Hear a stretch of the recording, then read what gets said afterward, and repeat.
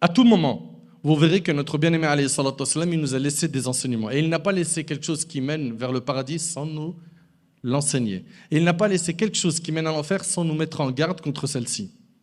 Mais malheureusement, aujourd'hui, qu'est-ce qui attire les gens? Le faux brillant, cette dunya. Ou bien, ce qui va les attirer, c'est quoi? Ce qui va attirer aujourd'hui nos frères et nos sœurs, c'est ce qui brille le plus sur le net. Celui qui a un maximum de followers, d'abonnés, même s'il appelle à l'égarement. Malish, il a trop d'abonnés. Il faut que je le suis tous les jours. J'en parlais une fois, tu sais, à l'époque, Redouane, les gens, ils lisaient le journal, à l'époque. Surtout quand on rentrait dans le métro, il y avait le 20 minutes et tout. Tous les jours, ils consultaient les infos. Aujourd'hui, c'est plus les infos politiques ou ce qui se passe à l'échelle nationale. Non, c'est qu'est-ce que lui, il a posté sur le net, qu'est-ce qu'elle a posté.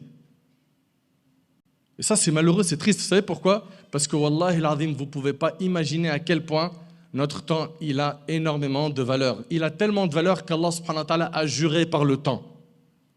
Et Allah subhanahu wa ta'ala, quand il jure par quelque chose, c'est pour montrer son importance. Allah, il a dit Wal asr par le temps. Il a dit Wal fajr par l'aube. Il a dit Wal layl par la nuit. Mais pourquoi Allah subhanahu wa ta'ala il jure par le temps? C'est pour montrer son importance. Le prophète dans Sahih al-Bukhari, il a dit Ni'matan maghbounun fihima kathirun minan nas, as-sihha wal faragh. Il y a deux bienfaits qui ne sont pas appréciés à leur juste valeur, la santé et le temps libre. Combien sont nombreux aujourd'hui à perdre leur temps? Et regardez nos ancêtres, subhanallah, j'en parlais hier à la mosquée, nos ancêtres, un parmi les savants de la Ummah, écoutez bien, un parmi nos ancêtres, parmi les plus prédécesseurs, quand ils mangeaient, ils prenaient le pain, ils le mettaient dans l'eau, et une fois que, ça y est, le pain il s'est effrité, dans l'eau, qu'est-ce qu'ils faisaient? Ils buvaient tout ça. On lui disait, mais pourquoi tu fais ça? Il disait, parce que le temps de manger ce pain et de boire l'eau, c'est un temps qui me permet de réciter 50 versets. Moi, je ne peux pas perdre du temps. Ma'rouf al-Kourachi, rahimahullah, il va chez le coiffeur, et il arrive à sa moustache, et le cheikh, il est là, et Ma'rouf al-Kourachi, il est en train de faire du dhikr, subhanallah, alhamdulillah. Et il lui dit, Sakin Shafataïk, juste arrête avec ta bouche pour que je puisse m'occuper de ta moustache. Il lui dit, toi tu travailles, tu fais ton boulot, moi je fais le mien. Il n'y a pas de temps libre. Il n'y a pas. Et quand j'entends aujourd'hui qu'il y a des gens, quand ils regardent leur report de consommation de téléphone, qu'il y en a, ils passent des 3-4 heures, 7 heures par jour, et pas pour faire da'wah, pour se rapprocher d'Allah, pour faire plus de khair, mais malheureusement pour tuer ce qu'ils ont plus cher, leur temps, mais c'est un gâchis. Il y a des gens, Yawm al-Qiyamah, qu'est-ce qu'ils vont souhaiter? Ils vont souhaiter simplement de revenir sur terre pour faire des bonnes actions. Il y a des gens au moment de la mort qui vont dire Rabbi rji'oun, Seigneur, fais-moi revenir sur terre. Ou d'autres qui vont dire Laoula akhartani ila ajalin qarib, si seulement tu pouvais m'accorder, ya Allah, un court délai. Pourquoi? Fa'asaddaq, je ferai l'aumône, wa akum minas salihin, je ferai partie des pieux. Il y a des gens le jour du jugement qui vont regretter, si seulement je pouvais faire marche arrière, si seulement je pouvais remonter le temps. C'est fini. Tu l'avais cette occasion, elle était là ta vie, tu l'avais entre tes mains. Tu as rempli ton temps par ce qui est un gâchis. Alors que subhanallah, avec une seule parole, tu peux remplir la balance de hasanat, tu peux la remplir de hasanat. Avec une seule parole, tu peux remplir la balance de hasanat en disant quoi? Le prophète sallallahu alayhi wa sallam, il a dit Alhamdulillah tamla'ul mizan. Alhamdulillah, ça remplit la balance de hasanat. Juste alhamdulillah.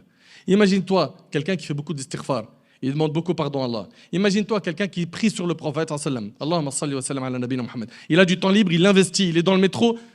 Mon frère Redouane et moi, on connaît un parmi les professeurs à la madrasa de Cheikh. Dans le métro, il a appris la moitié du Coran. C'était un de mes professeurs. Il a appris la moitié du Coran dans le métro. Il s'est dit, ça c'est un temps, voilà. Il y en a, ils vont au travail, il y en a, ils vont à l'école. Et donc, qu'est-ce qu'il y a dans le métro? Il y a des gens qui soit, voilà, ils tête en l'air, ok, ou soit ils scannent tout ce qui bouge. Et il te fait un bilan. Il arrive au boulot, il dit, c'est des ouf dans le métro. Hein. Déjà, ça schlingue. Surtout la ligne, et après il va te dire, il les connaît toutes par cœur. Hein. Après il va te dire, 2, il y avait un gars, c'est un ouf, il avait une grosse guitare sur son dos avec un skateboard, et sur son visage tatouage avec 20 piercings. Voilà, c'est ça. Ils font que de scanner ce qui se passe autour d'eux, ok, et de faire des rapports à leurs potes, à leurs collègues de travail, etc. Mais pourquoi tu t'occupes pas de ton âme? Ce temps libre-là, pourquoi tu ne l'utilises pas pour te rapprocher d'Allah? Vous avez tous, normalement, des smartphones et dedans, il y a des applications avec le Coran. Pourquoi tu ne lis pas le Coran? Pourquoi est-ce qu'on perd du temps? Pourquoi? Parce qu'on n'a pas devant nous le bon GPS, les bons modèles. Parce que si tes modèles ils t'incitaient à faire les actes de piété, tu suivrais ce chemin. Mais comme toi, ceux que tu suis, malheureusement, pour beaucoup d'entre eux, pour ne pas généraliser, parce qu'il y en a parmi eux qu'Allah il les préserve, ils essayent d'amener les gens vers le bien, ils essayent, avec leur notoriété, d'orienter les gens et de limiter la casse, parce qu'il y a beaucoup de casse, malheureusement, sur TikTok, Snap, Insta, etc. Il y en a, ils essayent, qu'Allah il les récompense. Mais quoi qu'il en soit, même ceux qui essayent, tu n'es pas toute leur journée à te coller à leurs infos. Occupe-toi de toi, occupe-toi de ta vie un peu.